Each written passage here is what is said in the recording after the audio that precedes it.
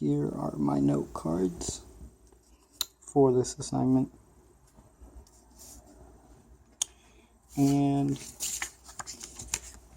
I'd like to introduce you to my audience members.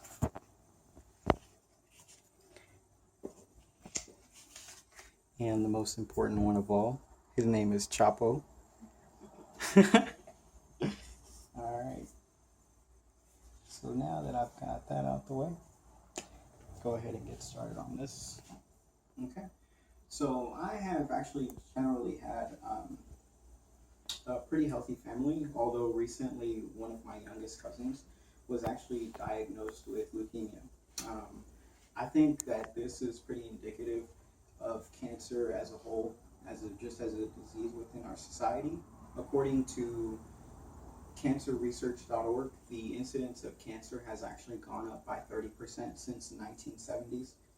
Although one of the most alarming things for me is that no one actually knows why that is. So no one can pinpoint, one thing that's actually causing all of this to occur.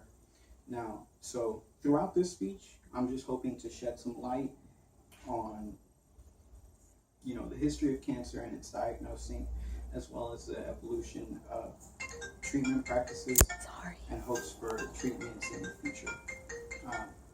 As we now know, there are various forms of cancer, although one succinct definition for all of them or for all variations of cancer, is that it's essentially a cell that has mutated, and through that, it achieves unlimited and uninhibited growth.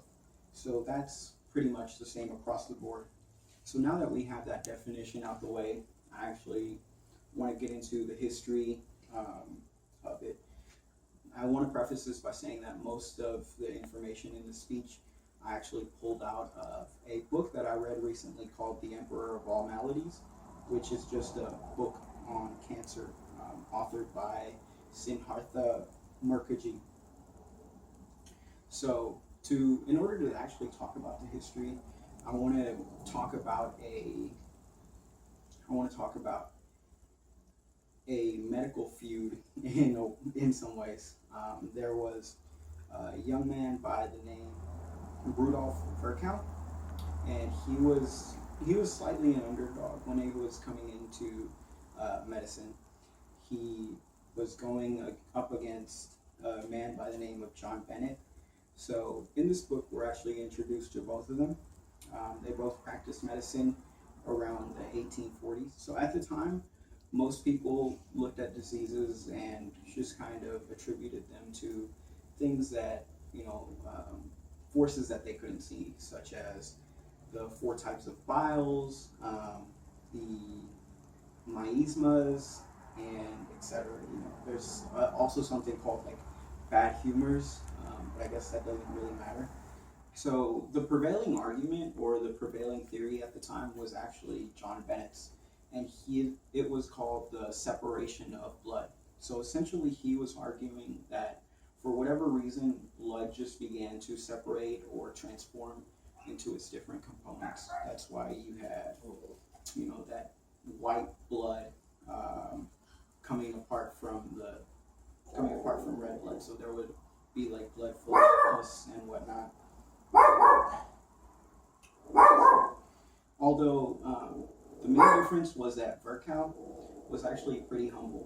So he recognized that he didn't fully understand what was causing leukemia, and he fully admitted it.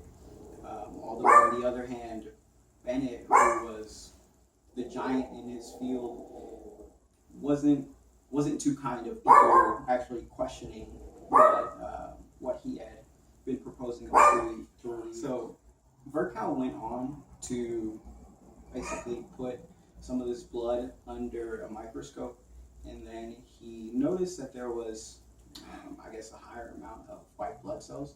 He ended up calling this disease that we now know today as leukemia, he initially called it Weiss blood, which means white blood, essentially.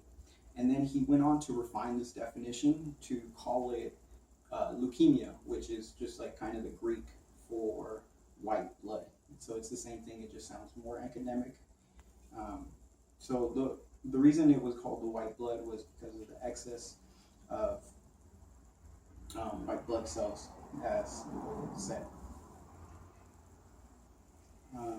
So now that we kind of know a little bit about the history and like what leukemia is, which is just basically an inordinate amount of white blood cells, or just out of control, essentially. So in order to continue our discussion on cancer, we're going to look at a pair of scientists by the name of Louis Goodman and Alfred Gilman. So Louis Goodman and Alfred Gilman were actually around the time of the Second World War, and at that time there was mustard gas that was actually being used as a chemical weapon. So throughout their research, Louis Goodman and Gilman actually tried experimenting with mustard gas, and they were finding out that it may actually be a viable treatment to leukemia. The reason for that is just because they found that when you inject it intravenously, it would kill off bone marrow and as well as the white blood cells. And since all leukemia is unlimited growth of white blood cells, this actually seemed like a viable thing. It's kind of often said that the difference between a poison and a medicine is just the dosage, which is kind of funny in a way. But basically, they just found that it was killing off the bone marrow and the white blood cells without affecting any of the tissues around it. So this to them was kind of like a eureka moment, and this was actually one of the first instances, or one of the earliest iterations of what we now know today as modern chemotherapy. So according to Dr. Murchie, modern radiation is just meant to kill off cells that have mutated.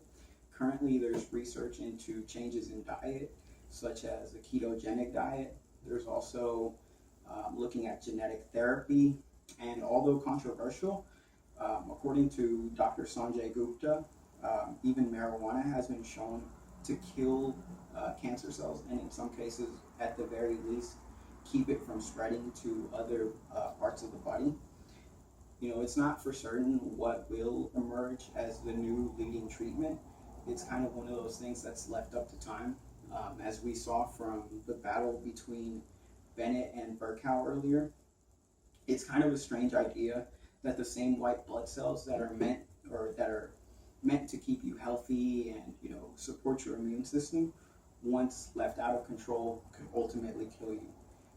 Hopefully this trend doesn't continue with cancer being on the rise, although if it does, it's very likely that someone that eventually in your lifetime may get it. So for this reason, I ask you all to consider just donating your time, even hair for wigs, or just being someone to talk to for a relative that may be going through the same thing. That was my speech. Thank you.